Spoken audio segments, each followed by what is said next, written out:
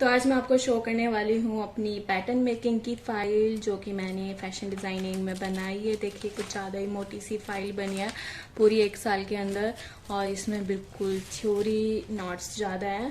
तो देखिए ये बिल्कुल थ्योरी है, और ये डार्ट टर्मिनोलॉजी, फैब्रिक टर्म्स, ये सारा थ्योरी हमने पढ़ा था पहले।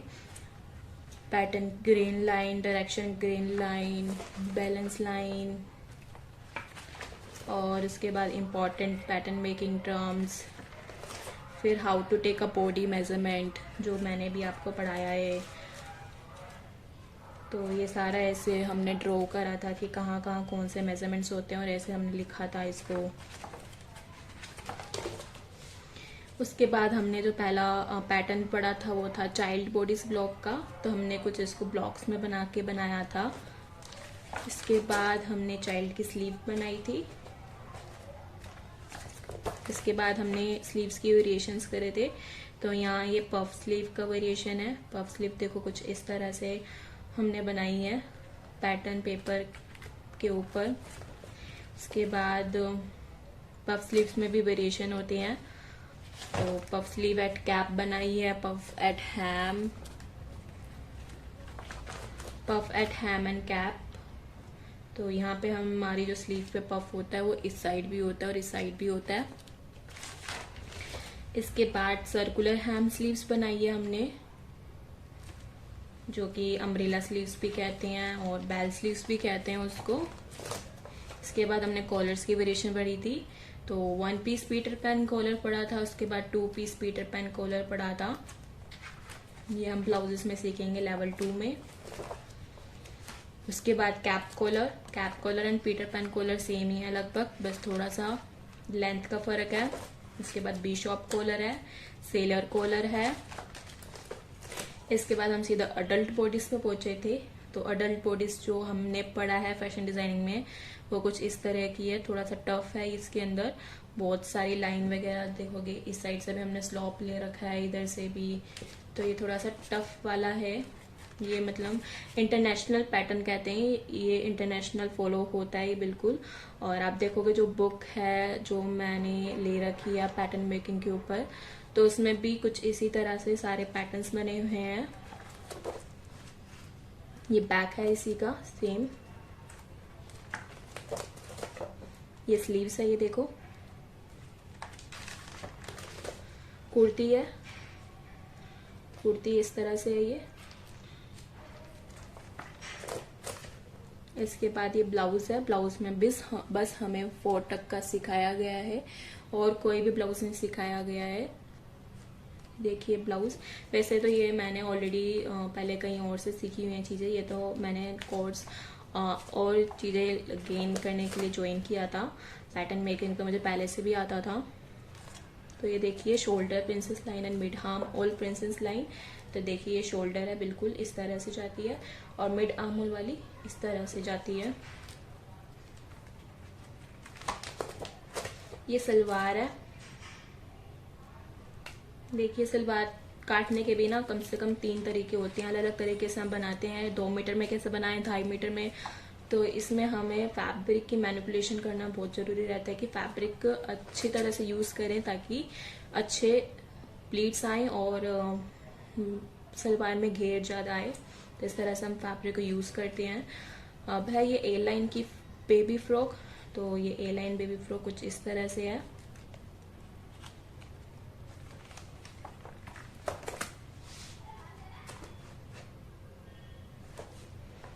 ये रूम पर है बच्चों का बेबी नाइट सूट। हमने कुछ बनाया नहीं है, बस ड्राफ्टिंग ही सिखाई गई है हमें लगभग। और ये पजामा, वो भी बेबी का ही पजामा है ये भी। ये चूड़ीदार सलवार। ये स्कर्ट है। ये मतलब घेर वाली स्कर्ट नहीं होती, जो बिल्कुल चिपकी हुई सी होती है ना, उस टाइप की ये स्कर्ट बनेगी हमारी इससे। ये है हमारी सर्कुलर। ये है हमारी शर्ट। और ये सबसे मुझे मस्त टॉपिक लगता है डार्ट्स का। और डार्ट्स को हम किस तरह से मैनिपुलेट कर सकते हैं कि ये वाली डार्ट हम इधर भी शिफ्ट कर सकते हैं, इधर भी, किस तरह भी आप शिफ्ट कर सकते हैं और अपनी ड्रेस का लुक बदल सकते हैं इसके थ्रू। देखिए इस तरह से आप शिफ्ट कर सकते हैं अपनी डार्ट। ये 9 तरीके से आप अपनी डार्ट को शिफ्ट कर सकते हैं। तो जैसे कि ये वाली है मिड हमोल, तो आपका ये और इस तरह से आपकी ड्रेस में लुक आएगी। डायग्राम्स नहीं बना रखे मैंने, बट कैसे मैनिपुलेट करते हैं वो बना रखा है। आप ये जो है वो थोड़ा सा प्रैक्टिकल है। देखिए नेकलाइंस में आपको बताऊंगी, आप इस तरह से अगर आपको फाइल बनाने हैं तो आप फाइल बना सकते हैं। मैं कुछ मैनिटरी नहीं कर रही, बट हाँ आपको प्रैक्टिस करनी चाहिए। तो इस तरह से आप अपनी फाइल भी बनाएंगे तो अच्छा रहेगा कि उसमें आप देख सकते हैं जब मर्जी कि हाँ इसको हमें इस तरह से बनाना है। तो देखिए पहले ये मैंने नेकलाइन का एक ही डाला हुआ है, थोड़ा सा उल्टा फुल्टा हो गया इसमें क्योंकि टाइम लाइन के अकॉर्डिंग उल्टा फुल्टा मैंने लगा दिया है थोड़ा सा। और ये देखिए ये हैंड स्टिचेस है जो हम अलग अलग तरह के स्टिचेस करते हैं। तुरपाई हो गया, स्ट्रेट स्टिच हो गया, बास्टिंग, मतलब जो जैसे हम फोल्ड करते हैं ना नीचे से और उसमें हैंड से, वैसे तो ये मशीन से ही लगती है, कुछ ज़रूरी नहीं है। ये बैक स्टिच हो गई है, ये ओवर कास्टिंग स्टिच हो गई थोड़ा डिज़ाइन देने के लिए, ये ब्लैंकेट स्टिच हो गई है, ये भी डिज़ाइन देने के लिए। बाकी ये 2 तरह की तुरपाई है हमारी, एक इनविजिबल है और एक विजिबल है। इसके बाद हमने मशीन के स्टिचेस देखे हैं। प्लेन सीम हो गया जिसमें हम जो लगाते ही हैं, एक हो गया plain seam with single top जो कि हम ऊपर देते हैं ना, टॉप सीम देते हैं, तो इससे हमारा फैब्रिक और अच्छा सा बैठ जाता है, तो इसे वो वाली सीम कहते हैं। Plain seam with double top हमने 2 स्टिच दे दी, एक इस साइड और एक इस साइड। ये फ्रंट सीम होगी। फ्रंट सीम आपको जो शर्ट्स होती हैं जेंट्स की उसमें देखने को मिलेगी, आपको ओवरलॉक की हुई नहीं दिखेगी। वो स्टिच ही इस तरह से करते हैं कि आपको ओवरलॉक करने की जरूरत नहीं पड़ती है, तो उसको फ्रंट सीम कहते हैं।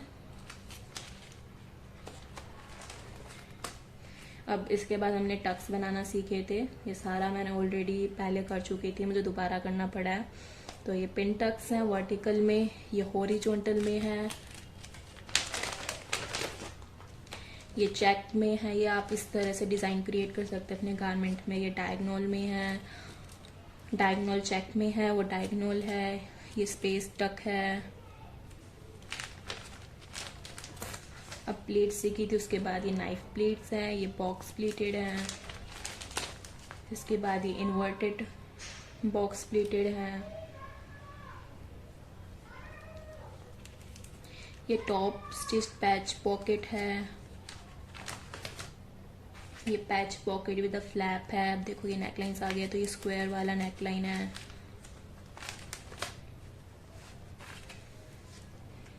ये हमारा यू शेप नेकलाइन हो गया, वी नेकलाइन हो गया, ये नेकलाइन विद पाइपिंग हो गया।